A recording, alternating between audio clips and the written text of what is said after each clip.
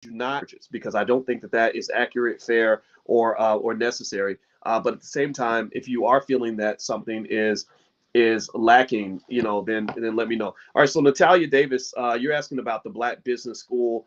Yeah, email if you have a question for the support team of the Black Business School. Chanel can't make it to these meetings now, but if you have a question, just email. I'm gonna type it in the chat. Email support@theblackbusinessschool.com. Support@theblackbusinessschool.com, and they can help you out. So I'm gonna give you a couple email addresses that you can use, and here's another email address that may help too. So I'm gonna put those both in the chat. So feel free to use either one of those emails and keep them around because you have a great support team. They'll help you out. They'll make sure you're taken care of and all that good stuff.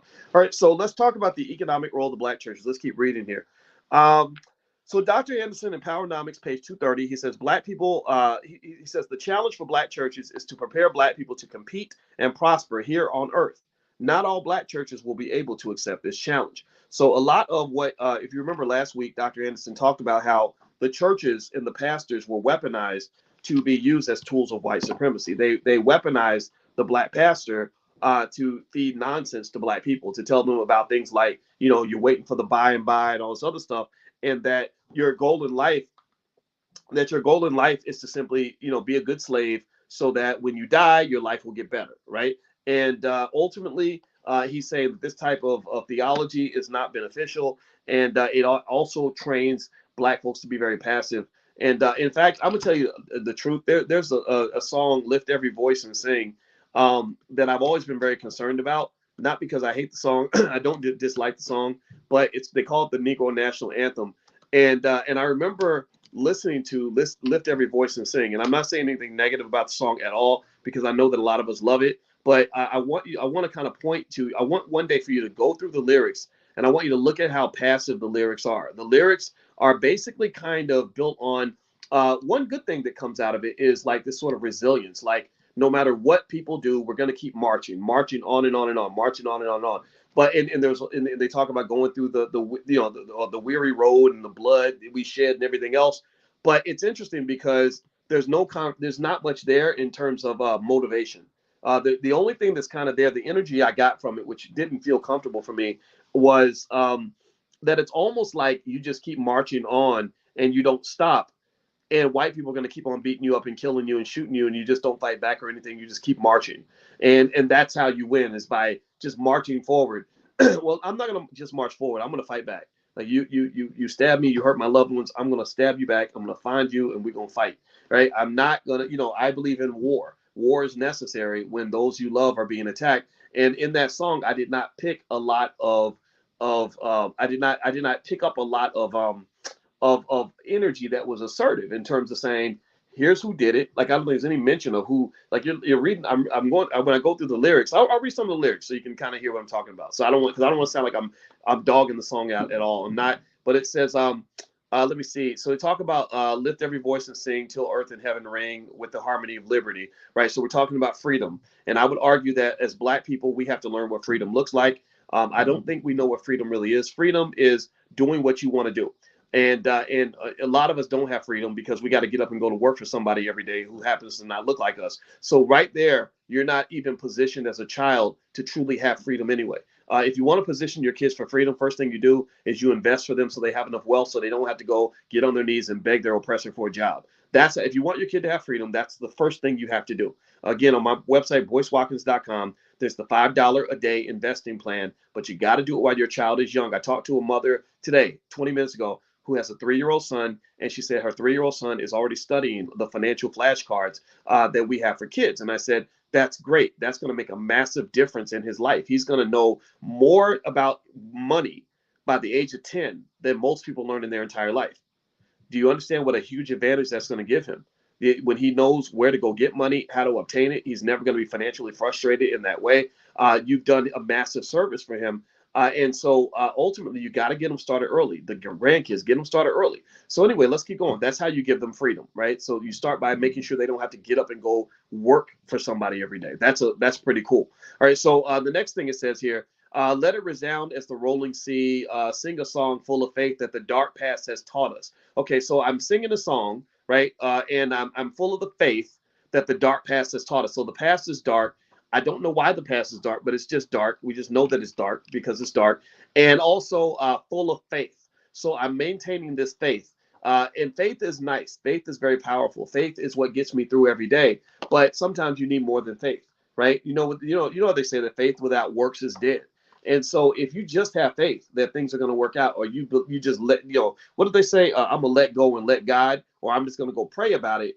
I think it's really important that we consciously remind ourselves that after you finish praying, nothing will happen typically unless you do something, right? That it is okay. It's not sacrilegious to believe that you can have some say in the outcomes in your life, that what you do is going to make a difference in your outcomes. It's not just some magical higher power that's controlling all of this, despite what you do. I've heard that kind of language from people where I say, why don't you wear your seatbelt? And they might say something like, well, if I'm going to have an accident, it's just going to happen. And if I'm going down a car, it's just going to happen. I'm like, yeah, but if you put your seatbelt on, you're reducing the probability that you're going to die, in your car. And that, I know that's kind of a weird example, but it's kind of like this. I see this a lot, where people that are oppressed, pay attention now, because I've studied the psychology of oppression. One thing that oppression does to you is it creates a lot of anxiety and depression. Black people are at the on the highest levels of anxiety and depression. The depression comes from the fact that you've been led to believe that you have no say in how things turn out in your life. That literally all you can do is go to church and pray to God that the white man, who is really your God, is going to give you that job, or going to give you that opportunity, or make your life better. And you don't really understand how the actions that you commit to, your sacrifice today, making plans for the future, or whatever, is going to actually play a role in where you end up. Like, there are people that, anybody know what I'm talking about? Anybody ever know anybody that just continuously ruins their own life over and over again, and then they act like somebody else did it? Like, they don't understand why their life is so bad, and they think it's all like bad luck, like they just have bad luck all the time. And they don't understand that literally you do create your own luck. And I know it sounds and then when you talk like that, people think, oh, you're talking like a Republican or whatever. It's like, no, I'm talking like a human being that doesn't want to just float through life and hope that everything works out. You can have a say in how your life turns out, but unfortunately, a lot of your messaging is very, very passive. So again, let's look at this song, Lift Every Voice and Sing. No disrespect to this song, but I really noticed about 15 years ago, I was listening to this song, and the reason I was listening to the lyrics carefully was because it was right after Barack Obama got elected. It was 2008. I was giving a speech at a church in New York. It was the day Obama had gotten inaugurated. And I remember being in that church, and I remember that before we sang Lift Every Voice and Sing, where I started analyzing the lyrics, I heard one of the, I know what it was.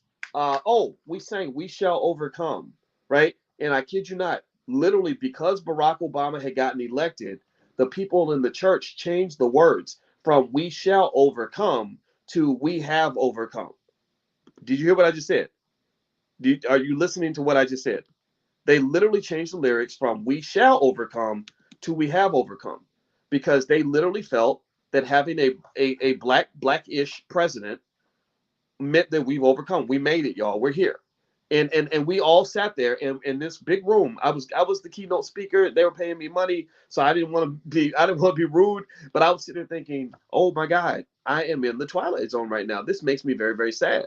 And then I saw, the same day, I saw a lady who came up to me, and she had a big nice painting of Barack Obama. Because remember, when he came in, people really worshipped him like he was a religious figure.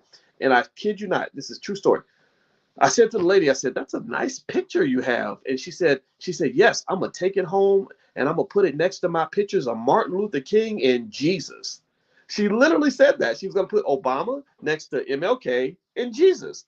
And I said, wow, it's so sad. I don't think she understands how the presidency actually works in America. I wasn't making fun of her. I'm not making fun of her. What I'm saying is that I think that we've got to kind of pay attention to that, right? And so anyway, let's keep reading here. It says, "Sing a song full of hope that the president has brought us." Right? It's not a coincidence that in Obama's campaign they use that campaign slogan, "Hope and Change," because hope is something that you can feed people. That is an opiate for the masses. Hope is something that you can feed that doesn't require you to give anything tangible. So typically in politics, if I'm trying to control black people and keep their votes without delivering anything, I'm going to use a word like hope, because that kind of keeps you sort of hanging on, almost like the girl that maintains hope that this guy's going to marry her, even though he's been dating her for the last 9 years, right? And so it says, sing a song full of the hope that the present has brought us. Facing the rising sun, our new day begun. Let us march on till victory is won, right? So you feel that marching on will get you to victory. So are you marching for a battle? Is that what you're marching to? Like, if you're marching with a weapon, then I can see how your victory can be won, because you're marching to the battlefield to take back what is yours, right? So if you're marching with an axe, I got an axe, you got a gun, he has a knife, and we're marching to go back and get revenge on Emmett Till's killers, then that might make sense, right? Or we're like the black folks on Black Wall Street in Tulsa, Oklahoma, who marched across town to deal with those white folks who had taken one of their black boys and put him in jail, then that makes sense, right? Then you march on till the victory is won. But there's no conversation about this being a military march. It's more like a spiritual march. Like, we're just going to keep going. We're just going to keep walking until victory is won. But the thing about winning is that winning requires you to actually do something. Like, winning requires you to be a little more proactive in your outcomes, right? Winning doesn't happen just because you survived an ass whooping, right? Winning does not, surviving a beatdown does not make you close to being a winner. It makes you a survivor. A survivor is not necessarily a winner. You have to survive in order to win, but surviving does not guarantee that you're going to get the win. Do you understand what I'm saying? Do you understand what I'm saying? So I would argue, and forgive me, I hope that this point is making sense, because I want to keep digging into this, what Dr. Anderson is saying here. We are survivors. That's what we take pride in. We take pride in surviving. We love to hear stories about Black people who have been to the depths of hell, made it out the hood, made it out the trap, came out of abusive situations, started from the bottom, now you here, right? You go to church, got a testimonial church. And that unfortunately, that survivorship, when you're playing survivornomics and strugglenomics, you're not really able to play powernomics. Do you understand? A powerful individual or a powerful community elevates. They go beyond just surviving to the point where they're not worried about surviving. You're going to have to survive them, because they coming in, they taking it all, right? Like, Michael Jordan was a winner in basketball. Let's use him as an example. Michael Jordan was a winner in basketball. And there was only a short period of time where his goal was just to survive as a basketball player, to just make the team, or to just make it to the NBA. That was part of his journey. He had to survive and make sure he didn't get cut by the Chicago Bulls. But once he finished surviving, he went on to go conquer new territory. He was trying to take your championship at that point, right? He became a winner. So ultimately, in this, when I hear from this song, when I'm reading "Lift Every Voice and Sing," and again, I want to reiterate, I'm not putting this song down. There's not much there that feeds into the natural instinct of Black people who truly want to win, Black people that want to get ahead, Black people that want to succeed, because you're so caught in the deficit thinking of saying that my job and my goal is to just get away from misery and maintain survival in the misery of what white folks continuously do to me, right? You ever hear Black folks talk like that? Man, these white, it's hard out here, man. It's a struggle, dog. These white folks be doing you wrong, man. And I get it. They do. White people are not gonna stop being white, and it's not anti-white for me to say that. If you're white, don't get scared. I don't hate you. But seriously though, like that's that kind of struggle talk is not the kind of talk of a group or individual that really believes they can truly compete for a championship and actually win. Okay, so let me keep reading here. So in the song it says, "Stony the road we tried." So you're walking down a stony road. "Bitter the chastening ride." So you survived the stony road. You survived the chastening ride. "Felt in the days when hope unborn had died." So you are at rock bottom now, right? You walked across a stony road. You felt the bitterness of a chastening ride. And now you felt the days when hope unborn had died, right? So that's as low as you can get. Not only is your present terrible, but your future is going to be terrible because you have no hope. Now, listen to the rest. It says, "Yet with a steady beat." So I'm resilient. I'm a survivor, right? I'm going to keep walking. "Have not our weary feet." So my feet are not tired. I'm continuing to walk through the stony road and the chasing rod. "Come to the place for which our people sighed. That part, I'm still trying to figure that out. It says, we have come over a way with tears has been watered. Okay, so more sadness, more survival, right? We've had a stony road, a chastening rod. Hope unborn had died, and we've been crying the whole time. We have come treading our path through the blood of the slaughtered. So we've also seen a lot of our people get slaughtered, right? This is our story, and this is powerful, though, right? This is good, right? This is good. Like, nobody else can say they survived what we survived, right?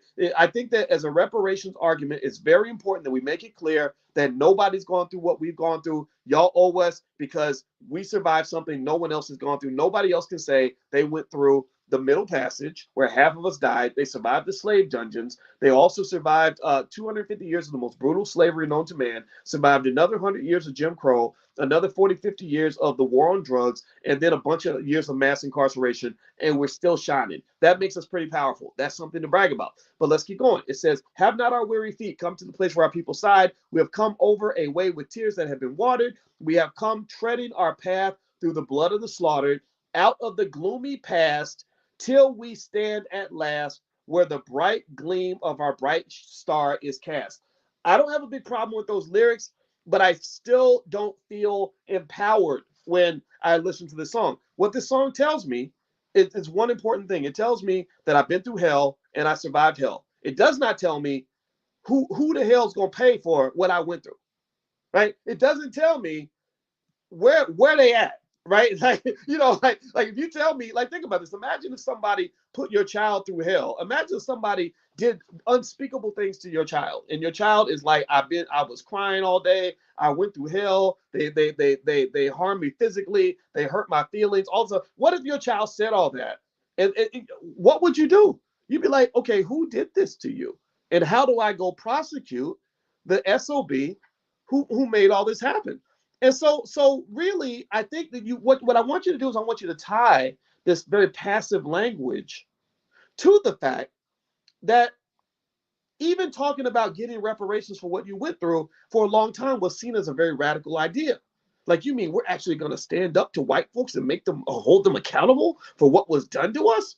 Whoa, we were just happy that they stopped beating us. We were just happy that they took the knife out our back a little bit, right? We're not actually asking them to help heal the wound and make things better, right? So when you're talking about this sort of struggle-nomics, it's hard to get into the space of true power, right? You cannot just live with a deficit, and you cannot say my goal is to break even. If I run a business and I'm losing money, I can't say, well, my goal is to break even. I hope one day that for every dollar I lose, I make $1 so that I'll make a zero profit.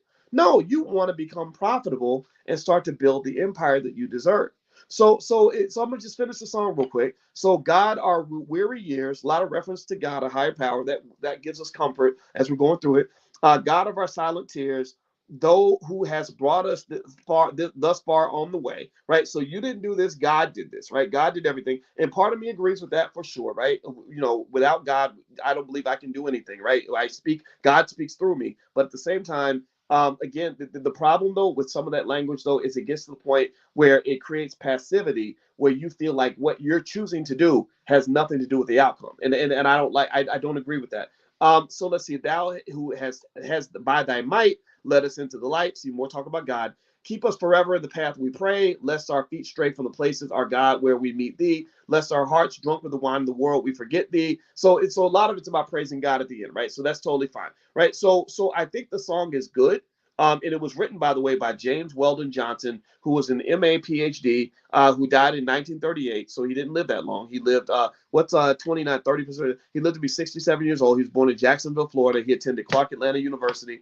And so God bless him, right? So this is a great man who did a great thing for the Black community. But what I want to do, what I believe B1 people can do and should do, is I believe that we should take it to the next level, right? I believe that we should say, okay, we did survive it all, and we should celebrate the survival.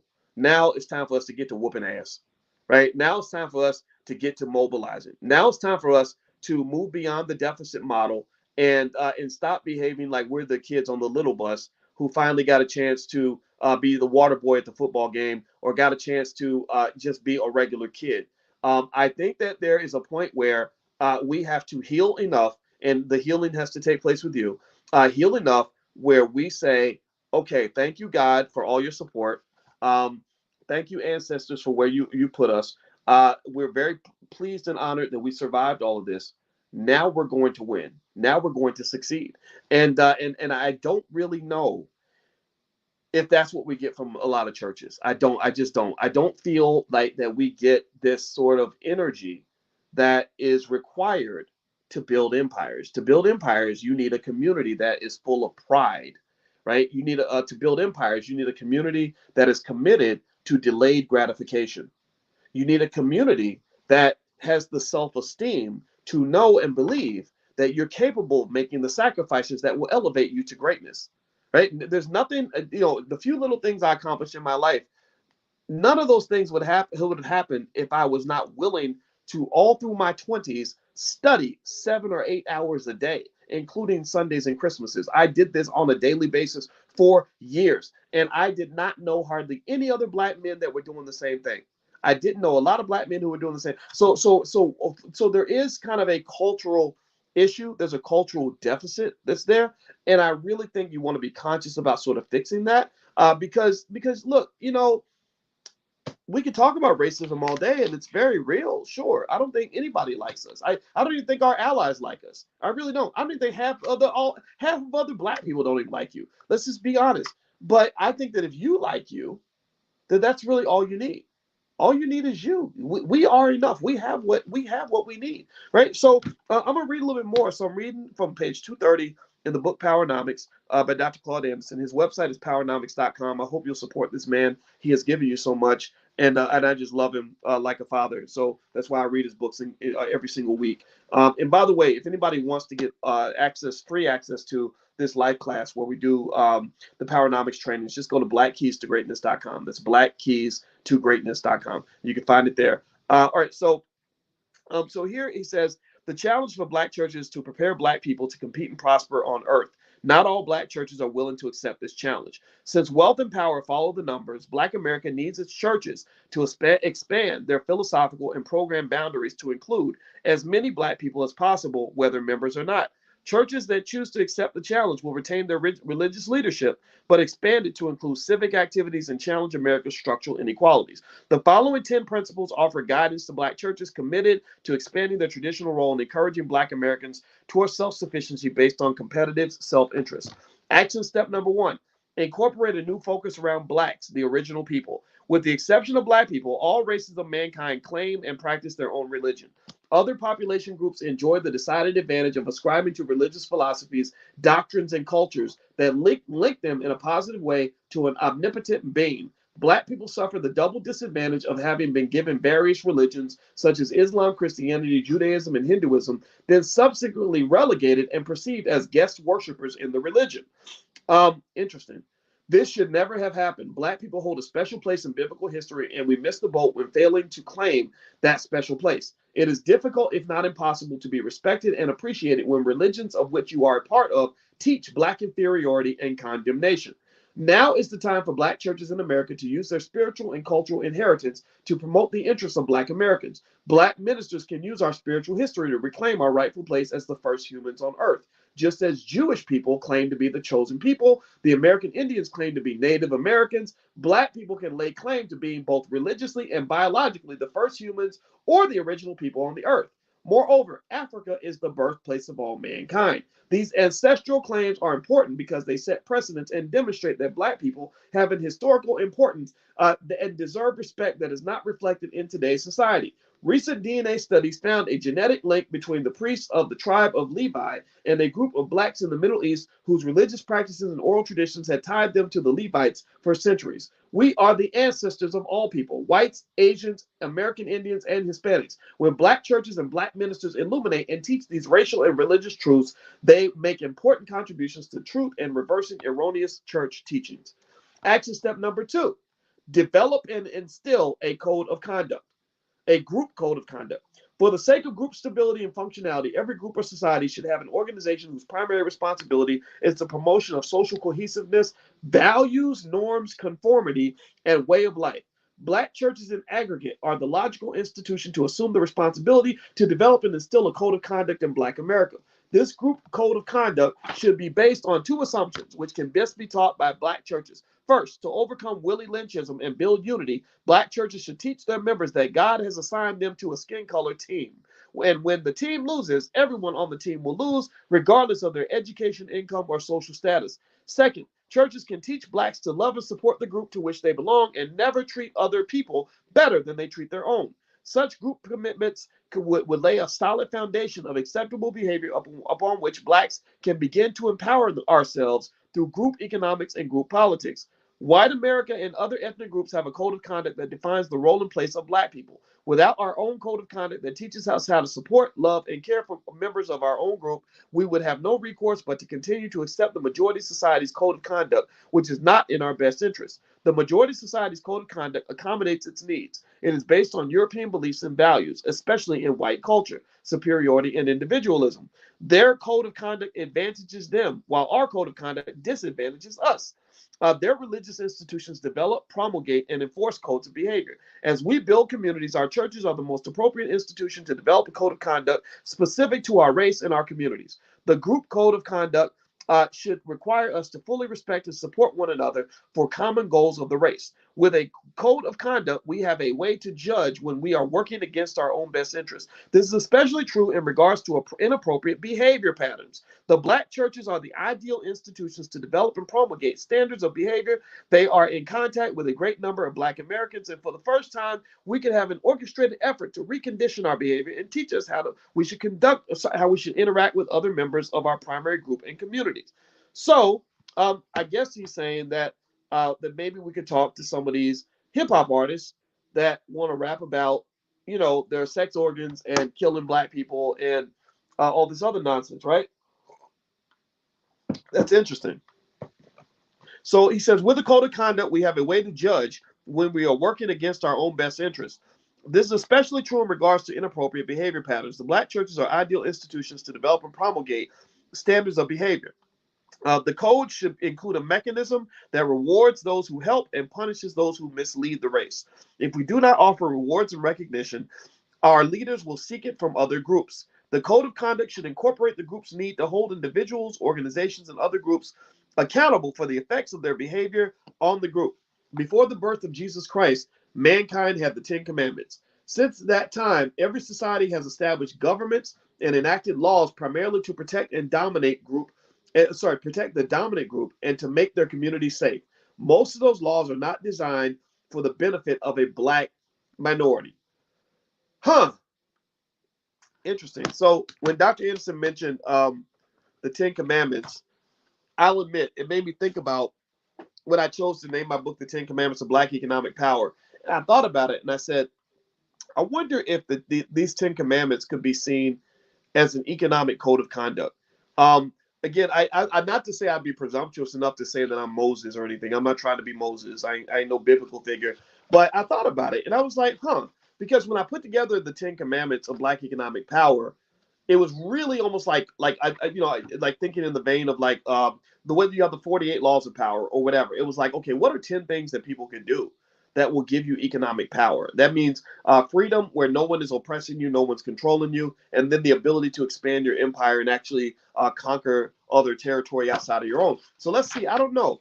If I look at the commandments, let's see. One commandment is always be an asset to your family. That's commandment number one. So that means that your mindset should be, how can I help? Right? Not showing up with your hand out, always asking for something, but always saying, how can I help? How can I help my parents? How can I help my kids? How can I be an asset to whatever we're doing? If you have a business and you're my relative, how can I somehow support you? Even if it's in a tiny way, right? As opposed to drain you, right? So being an asset means that you benefit. You're not a liability, right? The opposite of an asset is a liability. A lot of us in our families have people that are nothing but liabilities. They are charity cases. They show up, as welfare queens, even if they're male, and they're constantly draining others that are trying to be upwardly mobile. And this is the simple rule of just social physics and economic physics. If my airplane's trying to get off the ground and you're bringing a lot of dead weight on my airplane, then my plane cannot go as high or as fast as it could if I did not have to carry your raggedy ass on the back of my plane, right? So ultimately, it's funny. Like when I go and I do flight training, we talk about weight and balance. And one of the most important things I was taught is every plane has what is called a useful load. And if you exceed the useful load, then bad things are going to happen if you try to get that plane off the ground, because in fact you might even die, because that plane is not going to be able to elevate and get any lift or thrust if you exceed the useful load. So ultimately, um, if we're going to really support each other, you have to think about, you know, what kind of load you can carry, what kind of weight people are bringing on, and what load is useful versus useless, right? So if you are a useless relative, then you got to change your behavior. You have to change your attitude. If you are a user, then you have to change your attitude.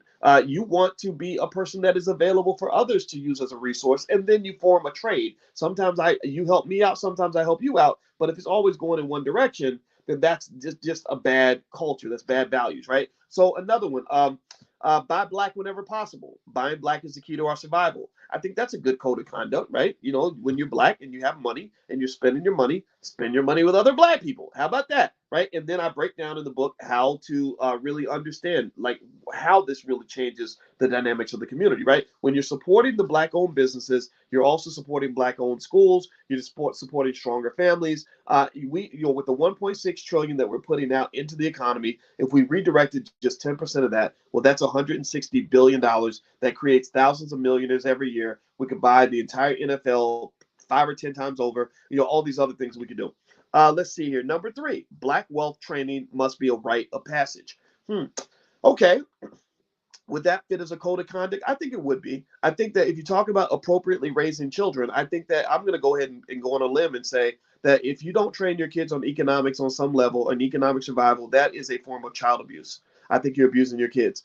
And the reason I say that is because when you put your kid out here in this economically competitive world and they have no exposure to understanding how money works, how to obtain it, whatever, then you're putting them at risk, because they're going to need money. We know they're going to need money. And when you haven't been trained how to properly fulfill those needs in an appropriate way, then you're going to fulfill the need by any means necessary. Next thing you know, your son is robbing liquor stores or slinging dope or doing whatever because he's trying to fulfill an economic need that you never trained him how to do, right? So I think that really training your kids on black wealth, making sure that they own shares of stock when they're young, making sure they understand how to start a business by the age of 12, and also maybe having them understand the importance of ownership of real estate as opposed to renting. I think those rites of passage should be included in your family, and I think that's an appropriate code of conduct. Let's see. Let's keep going. I'm gonna go up to number 5. Number 4 is creating fertile economic soil for your family, and this is where I talk about the conditions. The reason that 86% of black businesses fail within 2 years is largely due to the fact that it's hard to grow anything in toxic soil. Right, the way businesses grow is the same way plants or flowers grow. And the one thing you know about flowers and plants is that if the soil is bad, nothing good grows out of toxic soil. So the same thing is true with businesses. They talk about things like, I was talking to a venture capitalist today, and he talked about seed capital, right? Seeds, where they plant economic seeds to allow businesses to grow. And the stronger the seeds, the stronger the business will grow, right? It's guided properly, it's getting all the proper nutrients, it's going to grow to become a pretty strong business. If you give it improper seeds, you'll either kill the business or you'll stunt its growth, right? Just like a child. If you give a child unhealthy food, if they grow up eating candy bars and ice cream every day instead of fruits and vegetables, you're going to make that child sick. They're going to be unhealthy. They're not going. You're going to stunt their growth, or you might even kill them if what you give them is toxic enough. So effectively, fertile economic soil sort of leans on what sort of environment are you trying to grow your wealth in, right? If you're growing in an environment, if you're growing wealth in an environment where people are always taking from you, people are always sabotaging you, nobody's supporting you, people are speaking negatively toward you about your goals and dreams and all these baby dreams that you have. That's very, very toxic. That's very hard to do, because not only do you have the daunting challenge of trying to build a business and find a way to take care of yourself without depending on white folks, but you're also fighting against all these other little variables, these little niglets in your life, these little Negro naysayers that are just getting in the way and blocking everything that you do and offering no support. So creating fertile economic soil, I think that would be a good code of conduct. If you see somebody in your family that is trying to do something good, then figure out how you can help them out. Figure out how you can at least give them encouraging words. Maybe you can invest. Maybe you can buy something. Maybe you can hit the like button. Maybe you can tell your friends about the business, but do something to help them, and that's going to help them move in the right direction, not something that's going to be toxic. And in fact, even when you talk about some of the challenges we have in our relationships, right? Like you're married to somebody and their mindset is very negative, and you've got something big you're trying to do, and all they can do is say negative things about it. That's so hard. It is so hard to do anything great without people around you cheering you on, and so make sure you find people that you're listening to that are going to really cheer you on and elevate your spirit, and then also give you guidance, support, information, whatever you need in order to be successful. That negativity, even I find that when I feel like the people around me are negative about something big I'm trying to do, I cannot talk to those people, because every word that comes into my spirit, that comes out of your mouth, is killing my dream, and I got to protect my dream just like I protect my child, just like you protect your child from toxic people or from the child molester or from somebody that might hurt your child. You got to protect your baby dream the same way. I protect all my dreams from all the people that are too sick, that so sick that if they cough on my baby, they're going to kill my baby. Well, we're going to social distance. I'm going to keep my baby over here covered up and hidden. You're not going to get to hold the kid. Okay, number 5. Here's number 5. Number 5 is investing in healthy relationships and maintaining them. I think that a good code of conduct for any Black person who wants to be successful is to learn the secrets to maintaining and building healthy relationships. And that means, knowing how to seek out the right people, but also knowing how to repair your relationships when they go bad. If you start a business with a group of people, especially if you start making money, I would encourage you to allocate a percentage of your budget to a therapist that can talk to you as a group once a month and help you work it all out and help you resolve your conflicts, so that you don't destroy, you don't burn the house down, you don't throw the baby out with the bathwater. Like I'm working with you and we're doing great, we're making lots of money, and then you make me mad and I make you mad. Next thing you know, my ego gets involved and I start getting triggered because I'm traumatized, and then next thing you know, something great gets destroyed because we can't figure out how to get along, right? So when I visualize relationships, I visualize it like a house that you build together. And one person can't really live in the house by themselves. You both have to believe in the house in order for the house to stand. And so I would really just say that that it's really important to understand how relationships matter when it comes to wealth. It's so important. Even all these broken families. Look at how many broken families are struggling for money. And think about how these families would be doing so much better if they had just one more person in the house that was bringing in an extra income. I think about that. That just one earner can make a difference. I talked to there was a little girl overheard her talking to her stepfather, and she said I want to thank you for marrying my mom. And he said why? She said because without you I couldn't have afforded to compete on the soccer team, because we didn't have enough money to compete on the soccer team before you got here, right? So to me, when you see those little tangible differences, then that makes your relationships almost like an investment decision. Like, I want to maintain a good relationship with you because we can live a better life because we're sharing the work. My wife and I, we share the labor, we share the cost of things. We go out to eat, and it doesn't matter who pays the bill because both of us are willing to pay, right? So little things like that are important. So I would encourage you to really think about that.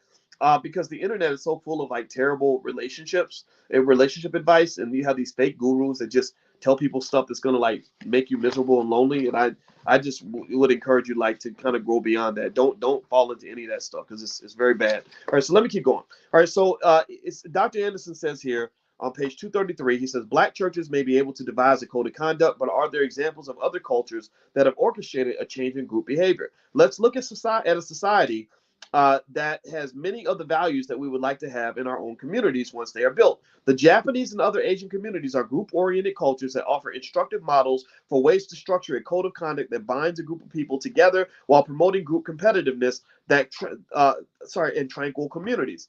Their group-based values are rooted in Confucianism, which is more of a code of conduct than a religion. Confucianism is a system of ethics and education that stresses love and family and ancestor worship. Man, we're on the right track. When I was talking about the Ten Commandments, it was just stuff that I just picked up over the years, right, from research and things I've seen. But I'm looking at Confucianism, and that's what he says right here. He says that it's a system of ethics and education that stresses love of family and ancestor worship.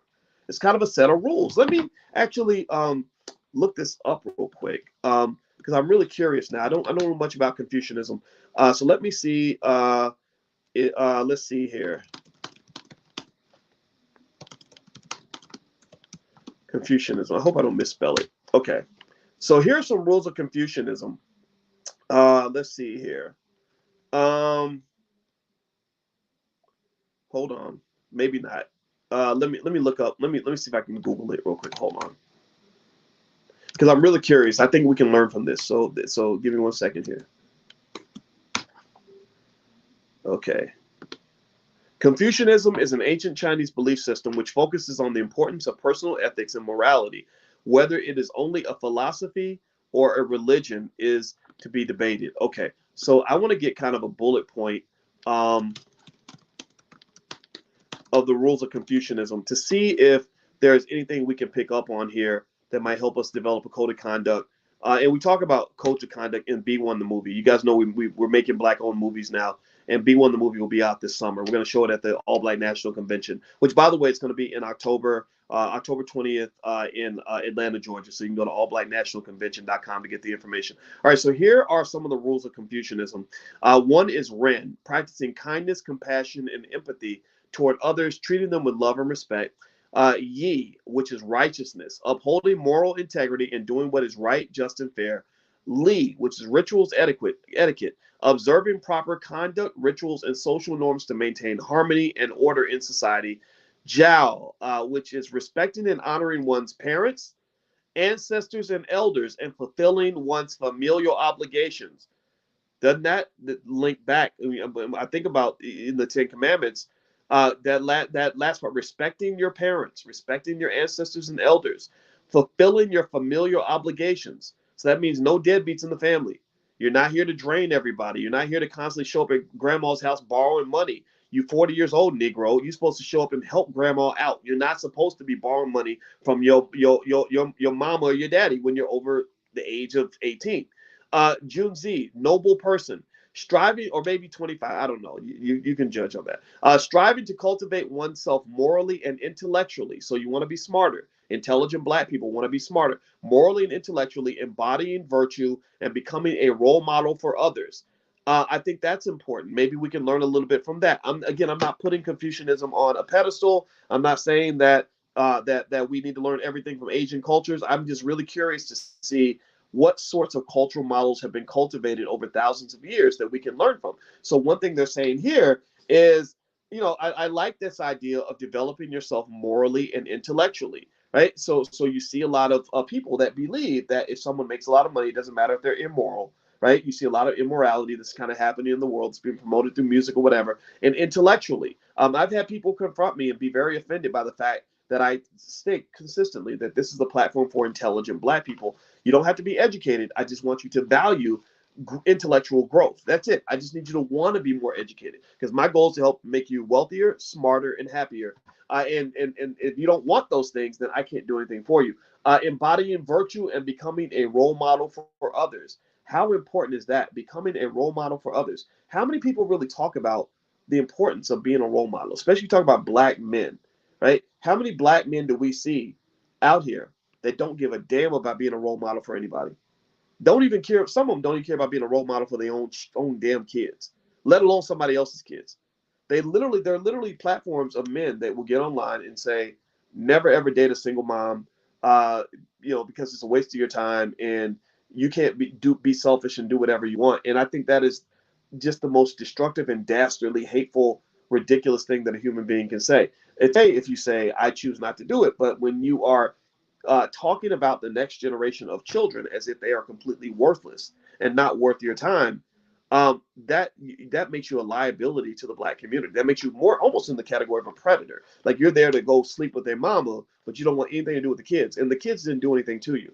That child might be something that you will call a bastard because he doesn't have a father around or whatever. I was a bastard, right? Theoretically, right? But kids don't know that. They just look to the adults around them for love and support. And it's your job to give that love and support in the time that you are engaged with that child. So the idea of a man dating a woman and saying, I will date you, but I don't want nothing to do with your kids.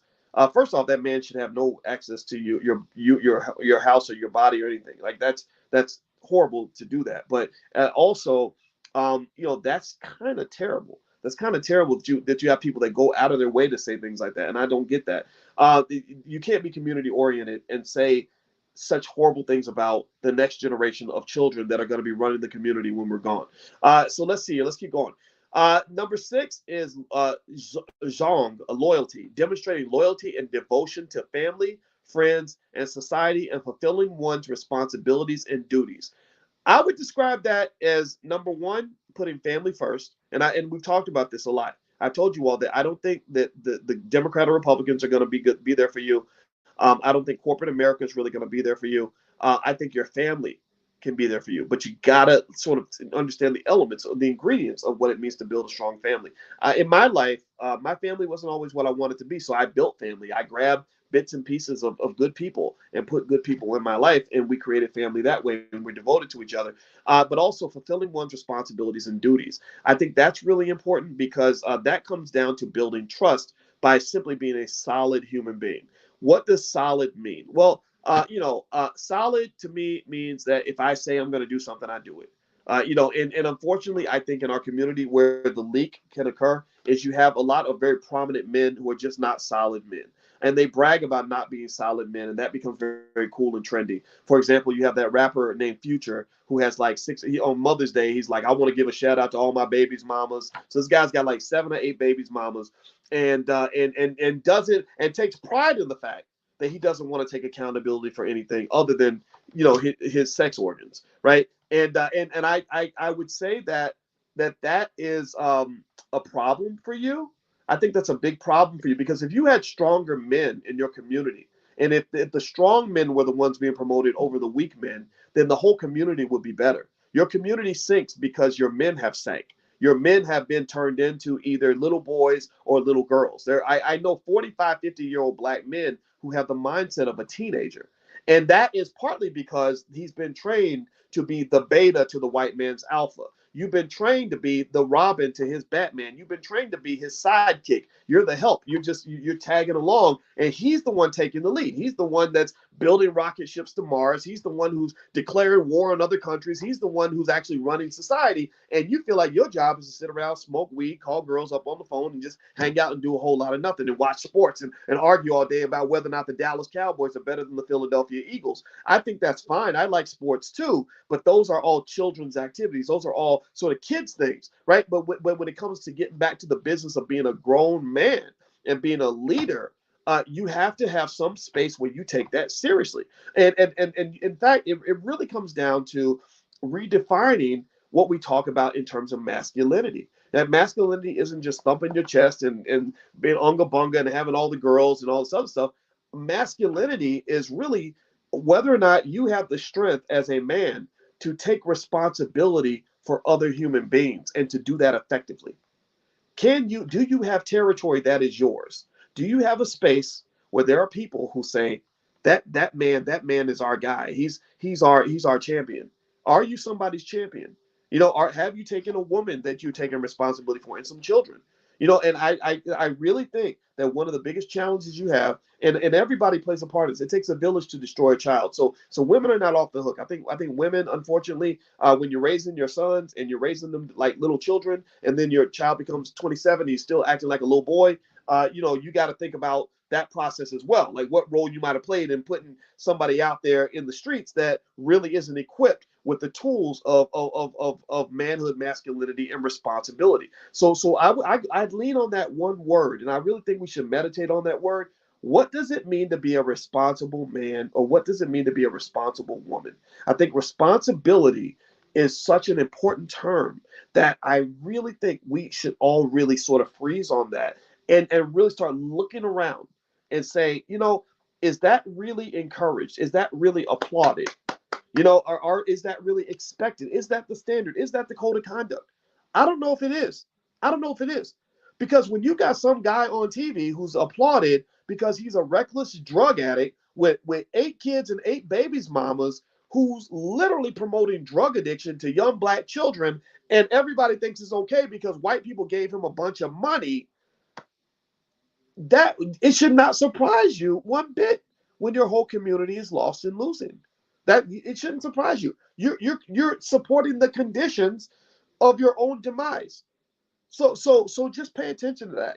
So I would look around. When you look at men on TV. Let's talk about men right now. We talk about women stuff later for sure. But just look. I would look at the men that you see and say, is that a solid man? Is that a man that, and go back to that word responsibility? Is that a man who's taking responsibility for his life?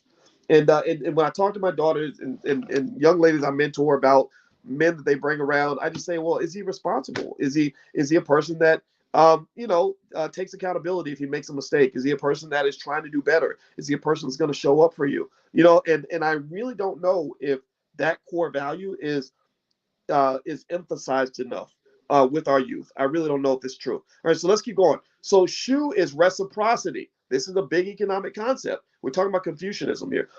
Practicing the principle of reciprocity, treating others as you would like to be treated and avoiding actions that harm others. Interesting.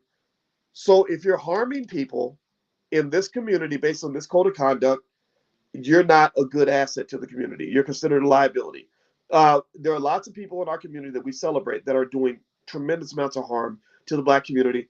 When you're celebrating the drug dealing, in the music particularly, Jewish people are responsible. You have a big accountability piece in this as well because you're promoting this nonsense. So when you look at a rapper like a Rick Ross or whatever, who is telling young black boys that it's really cool to be a dope dealer, you're doing significant harm to others because we know what drugs have done to the black community. But we look past that. Why? Well, because he's got money, so we think that that's okay. Also, reciprocity isn't just a spiritual concept in terms of how you treat people. There is economic reciprocity. Economic reciprocity is a critical dimension of what it takes to build a strong and effective economy. Good economies are built on reciprocity. I buy from you, you buy from me. Right? I hire you, you spend your money at the businesses, and the businesses are the ones that do the hiring. So money circulates. That's how money circulates because you have reciprocity, right? So effectively, when the times where you lose reciprocity is partly when you lose trust. Like if I don't trust you, then I'm not going to be reciprocal with you. I'm not going to do business with you. I'm not going to hire you. I'm not going to come work for you. I'm not going to buy from you. Right. So where does the lack of trust come from? Well, a lack of trust comes from trauma. Who is more traumatized than black people? We are highly traumatized, which creates a lack of trust, which reduces the amount of reciprocity. And that doesn't just show up in your economics, it shows up in your relationships, right? There are a lot of people that enter relationships scared to death of getting hurt. So they the minute anything goes wrong, they sprint, they take off, they run to the next man or to the next woman, as opposed to simply healing and repairing and figuring out how to continue to move forward. So anyway, let me keep going. Let me finish this up. Let's see, number 8. When is cultural refinement. Interesting. Cultural refining your culture.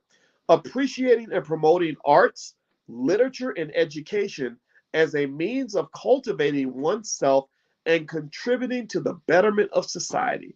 Interesting. So cultural refinement. When I hear that term, I think about just our culture. Like, what is our culture? Right? And one of the most offensive things in the world is when BET tells us what the culture is. BET is not owned by black people, and BET is not a cult. Does not promote a culture that any of us can be proud of. It's certainly not a culture that promotes happiness, freedom, well-being, or whatever. Right? The culture, particularly through the music. Music is, by the way, music. My wife happens to be an expert on the subconscious mind, and she explained to me that music is the easiest way to program a group of people. Music is the easiest pathway to your subconscious mind. Do you hear what I'm saying? Literally, there are people with Alzheimer's where they may not even remember the names of their kids, but when they play certain music, their brain wakes up and they start acting normal again. They start dancing, or they'll get up out of the wheelchair and start moving around. Right? So music is the quickest way to the subconscious mind. So when you look at music and how music has shaped the culture, you got to look at the culture, right? And you look at female rappers who can only rap when they're half naked, and they rap about, even one of the most famous rappers in America is a lady named Megan the Stallion. Megan the Stallion. And does anybody know what a stallion is? What is a stallion? Some of you will say a horse, right? A stallion is not just a horse. A stallion, based on what I saw when I researched, it is an adult male horse, an adult male horse. So I don't understand why is it that the most famous female rapper in America is named after an adult male horse, which feeds into this hyper masculine image of the black woman, right? The big bad black woman who don't need no man, who can do it all by herself, because they've trained us to believe that our men are just pathetic and weak, and then some men fulfill that expectation. And then one of the other biggest rappers is Cardi B, who raps about her WAP. And if you don't know what WAP stands for, you can look it up. And so when you talk about culture and the refinement of culture, let's go back to Confucianism. Let's just look at that as a template. The refinement of culture, that is not a refined culture. That is not a refined culture. That's a culture of death. That's a culture that is heavily anti-family. That is a culture that is anti-wealth. That is a culture of STDs. That is a culture of violence. That is not a refined culture at all. A refined culture, in my view, would be a culture where we look at the three key elements of what it means to be a happy person or to have a good life. I look at three main areas: wealth, health, wealth, and relationships. So a refined culture, in my view, this is the Dr. Boyce unsolicited opinion. I hope it's okay if I share this. My view of a refined culture will be one where your goal is to make sure that everyone in that culture is healthy, wealthy, and has good relationships, right? So healthy means physical, mental health. So our culture, a refined culture, will be one where we know how to eat the right foods. We're exercising, taking care of our bodies, and also we're doing things to enhance and strengthen our mental health, creating toughness and resilience, the ability to heal from trauma, the ability to show up properly for other people in your life, right? Just the ability to remain optimistic, right? That's the first element of a refined culture. Have a set of regiments and rituals in that culture that promote the absolute best physical and mental health you could possibly have. That then what does that do? That escapes you from the slavery and the imprisonment of things like diabetes, heart disease, Alzheimer's, and cancer that's killing black people by the millions. It wasn't COVID that's killing black people. It's cancer, heart disease, Alzheimer's, and diabetes. Those are the four horsemen of death. Also, it's protecting you from all of the psychological stress and strain that so many of our young people are going through. You see them on social media, almost ready to kill themselves, ready to kill each other because the mental health is just so bad, right? So if you have a culture that is focused on providing outstanding mental health, then you get away from that, right? And then you go into wealth, right? Well, what is a wealthy culture? Well, I'm a finance guy, so I'll break it down in a couple key areas. I would say it would come down to financial security, and also the ability to obtain an income or resources that you need in order to do what you got to do, right? So that would include making sure, as a code of conduct, that all of our kids, before we drop them out into the world, are adequately trained for the war that is about to begin. The war has begun. War is declared on them. They are literally born. It's like, as a black person in America, you are born as a chicken is born on a KFC corporate farm. You literally were born on a farm, and the plan they have for you is for you to grow up and get fat and healthy, so they can take you into the slaughterhouse, chop your head off, and serve you on somebody's plate. That's the plan for you. That's the system.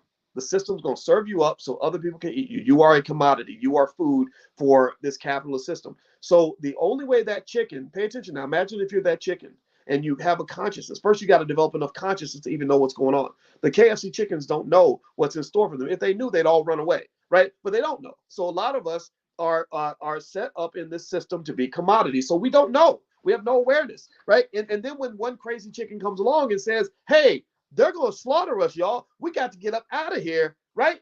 People make fun of him. They're like, what are you talking about, man? You better shut up, man. The food over here is good. Like that's what it is. So they want you to enjoy the food. They want you to be comfortable. You're sitting there like a chicken, just eating every day, not thinking, not, you have no plans, you have no goals. You're just sitting around, just enjoying life, being fat and happy, waiting for your day when you're going to be fat enough that they take you off to slaughter you so you can be served up on somebody's plate. So how would that chicken survive? Well, first off, the chicken has to be conscious enough and they have to be able to listen to somebody that's going to explain to them what's really going on. They might say, well, they're feeding you that seed over there, but really that seed is designed to help you become obese so that you'll taste good when they put you on whatever, right? And then you need somebody that's going to help you explain to you how to escape. Right? Okay, at nighttime, we're going to climb under the fence. I'm going to go out here. And then after that, they have to explain to you how to survive once you have escaped, right? Once we get in the woods, there won't be free food like there was on the farm. So you're trading your ease of life for the struggle of freedom. Freedom has to be maintained. Freedom has to be fought for, right? So when you're running away, first you got to get away from the people that need you, right? They're going to be mad when they see you trying to escape. But then once you get out in the woods, you're going to have to learn how to survive out in the woods. So you're going to have to take on a new culture that's different from the chickens that are sitting on the farm that are being fed every day as they get prepared for slaughter. So I would say that when you're talking about a culture that is refined, that is focused in the areas of wealth, then I believe you prepare the kids for the battle that is coming. The system is going to serve them up with student loans, with a corporate job, with a lifetime of debt, with a lot of consumption, with a lot of economic misery. And it is important for you to explain to the chicken, give them enough consciousness to know how this system works and know what's going to happen to them. That the farmer really ain't your friend, right? The farmer is the Democratic Party. He really ain't your friend. He's serving you up. So you have to have the consciousness to love yourself enough to say, I'm willing to make the sacrifice to get off of this damn farm, right? And then after that comes the hard part, where now that you've helped them understand that the system isn't working in their favor and you created the desire to get off the farm, then you have to make sure he has the skill. That what's your exit plan? Right. So if you don't want your kids working for these racist bastards that are going to mistreat them every day, what is your plan? What's the plan? Right? After you create the awareness, do you have a plan for them to escape? And then do you have a plan for them to protect their freedom? There has been no country on this earth that has ever been free that did not have to consistently and persistently work overtime to defend and protect that freedom. Freedom is a privilege that God only gives to people who are willing to pay the price to earn it and to protect it. If you cannot earn the freedom, if you cannot protect the freedom, if you can't fight for the freedom, then you will not get the freedom. Why? Well, because freedom does not serve anybody but you. Free Black people. This is why I'm a pessimist. I know I am. This is why I don't believe we have any friends, because I cannot think of any ethnic group on this earth that benefits from Black people being economically independent other than Black people. We're the only people who benefit by us doing whatever the hell we want to do, because nobody benefits when the KFC chicken runs off the farm. In fact, a lot of people might go hungry because they don't have any more chickens to slaughter, right? So you have to deal with that. So you got to be careful about who you think are your friends and who are your enemies. The people that they come off as your friends because they're using you, right? And then when they can't use you anymore, they don't want to be your friends. Now you become the enemy. You become the adversary. So when you give your kids freedom, the desire for freedom, you show them how to obtain it. Then you got to show them how to protect it. That's extremely important. So that means you're doing things like, again, on my website, boycewatkins.com. I have that $5 a day investing plan. I really hope you'll consider doing it. When you give them that wealth, you then give them the principles, and you say, "Look, son, here's the value systems you have to have in order to protect the freedom that you have." So you got $250,000 in the bank. You don't have to go to work now. But if you go out here and you become a sucker and you start falling for this stupid culture and you start letting your stupid friends get you to do stupid things with the money that you have, then your stupid ass is going to be right back on the corporate plantation working for massa, and you won't have any freedom because you do not have the maturity to protect the freedom that was given to you. And I didn't mean to cuss. I won't cuss anymore. Some of y'all bring your kids, and I apologize for that. But the point of the matter is to say that I think that when you're talking about building a refined culture, I'm leaning on Confucianism here. We were Googling this, and this is where we're going. This is where we at. I'm not going to stop here. But but ultimately, when I'm thinking about refining the culture, it's like, okay, let's get the consciousness of freedom. Let's make a plan to obtain it, and then let's make a plan to defend it. And that should be literally, in my view, when you think about all the misery, I want you to think about how miserable. Has anybody ever known just that misery of going to work at a job every day that you hate? Does anybody know the misery of not having enough money to do what you want to do? Your kids need stuff, you can't afford it, or financial stress. You got bills coming in and there's too much money. too much money required from you and you don't have enough to pay it. That hurts. That's hard. That's like financial anxiety. That's why we call in all the therapists in the Black Business School. Well, get your kids away from all of that. Protect them from all of that. But to protect them, you must have a plan. To win a battle, you must have a battle plan. And unfortunately, you don't have a culture that encourages you to plan for anything. You think you leave planning to the grown-ups. Well, those are the white people. We let white people plan. White people plan gentrification. They started planning gentrification in the 1980s, 1970s. You leave all the planning to them, and you just sit back and just hope and pray. And this is why I go back to when I was talking about how this song, that song "Lift Every Voice and Sing," bothered me a little bit, because I'm like, I want to hear about a plan. I want to hear about us if we marching. I want to hear about us marching to battle. I want to hear about us planning. I want to hear about us preparing to make a comeback. Like, I don't want to hear about us just getting our butt kicked over and over again and then saying we survived. Like that sort of planned disability makes you very vulnerable to the fact that there are these other people that say, hey, you can't do anything for yourself because we've effectively disabled you. We've disarmed you with any sort of strength or power of your own. So now you need us. The United States government does that all over the world. They literally will go to countries and give foreign aid. And when the countries say, hey, we want to grow our own food, they say, no, don't grow your own food. We'll take care of you. We got you. And then what happens is they become beholden to them. So I would just say to you, at the end of the day, refining the culture means those three key areas: health, wealth, and relationships. We could talk about relationships, but I spent a lot of time on health and wealth. So I'm not going to, I want to read a little bit more of Dr. Anderson's book. So I'm going to dive back into that. But really refine your culture, shape your culture. Think about what the outcomes are. You start with the end in mind and you work your way backward. You imagine your child or your grandchild as a 30-year-old Black man or Black woman. What is going to be on the mind of that 30, 35-year-old Black man or Black woman? And then those things that are going to be on their mind, the things that they're trying to solve and things they're trying to figure out, what you do is you educate them extensively on those areas while they're young, so that when they run into those battles, they're ready to fight. They're not walking around here confused and lost and misguided like a lot of us were when we didn't figure out the way to do things the right way until we were 40 years old. All right, so let me keep going. So Dr. Anderson says Japan is, we're on page 233 on Powernomics. Powernomics.com is the website where you can get Dr. Anderson's books. Also, Dr. Anderson's in our movie B1, the movie is coming out this summer. It's directed by Rick Mathis. I'll tell you guys about it. Professor James Small is actually coming on my podcast on Thursday. You should know about James Small. He's a smart guy. He's committed to Black people, and I respect him immensely. And so I'm going to have Professor James Small on Thursday night at 8 o'clock on drboycetv.com. So feel free to join us there. All right. So here it says Japan is particularly instructive because it made a purposeful cultural transition. Prior to World War II, Japan was a state-oriented society and not a group or family-oriented society.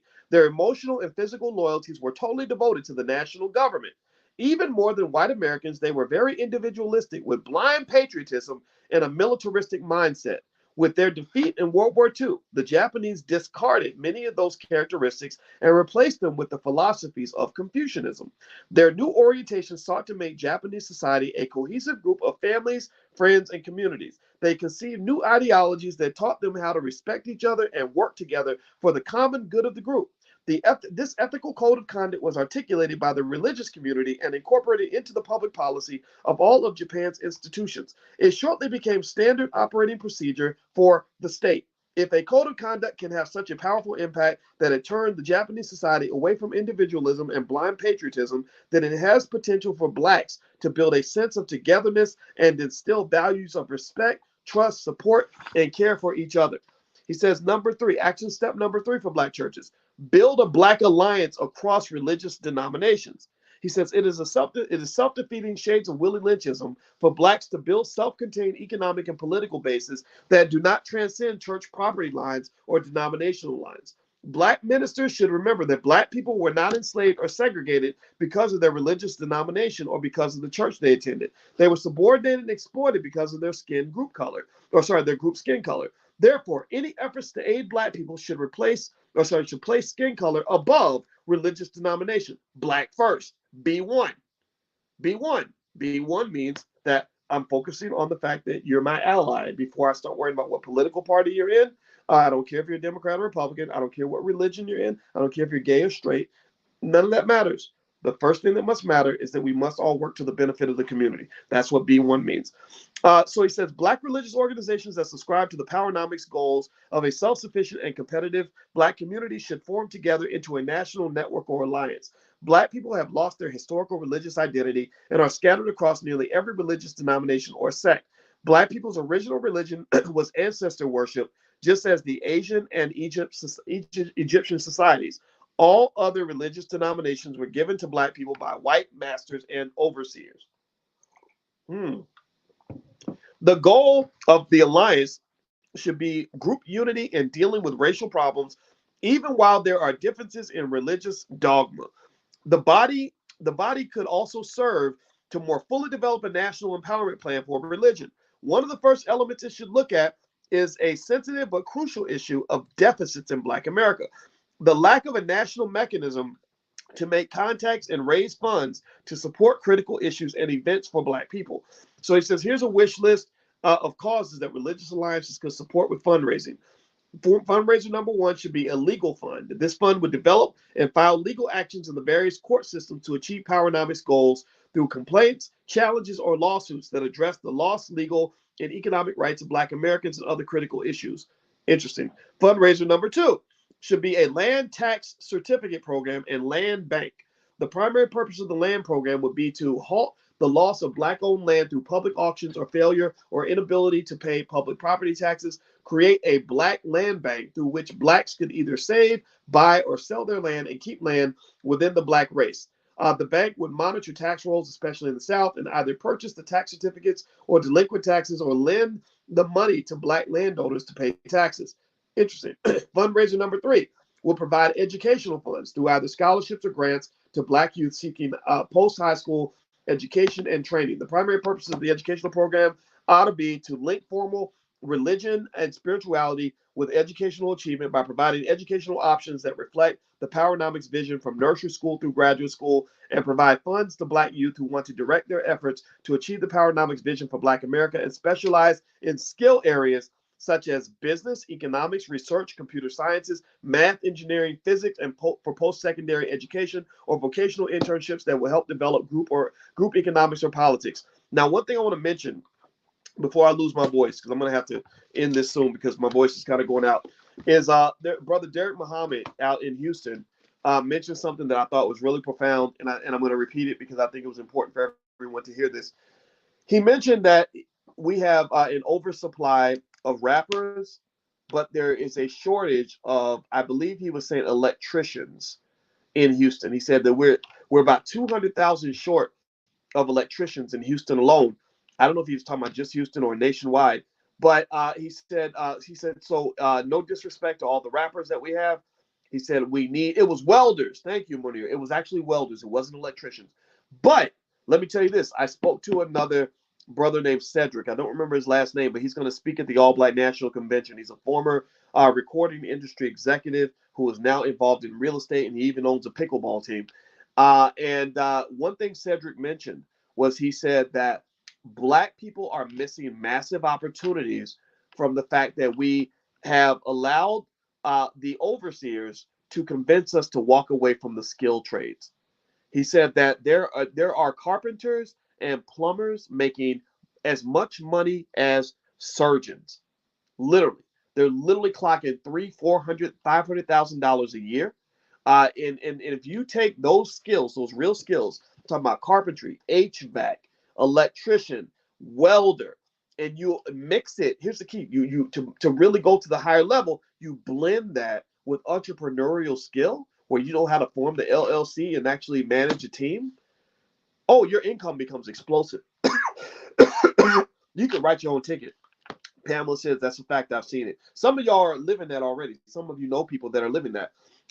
He said that as a real estate developer, he said we have the hardest time, excuse me, getting people that can do our electrical work or the HVAC people. He said they can write their own ticket. He said they can fire us because they got so many opportunities. So I really think that if you want to give your kids a power play, don't just guide them to that standard, like go to college and get a job route.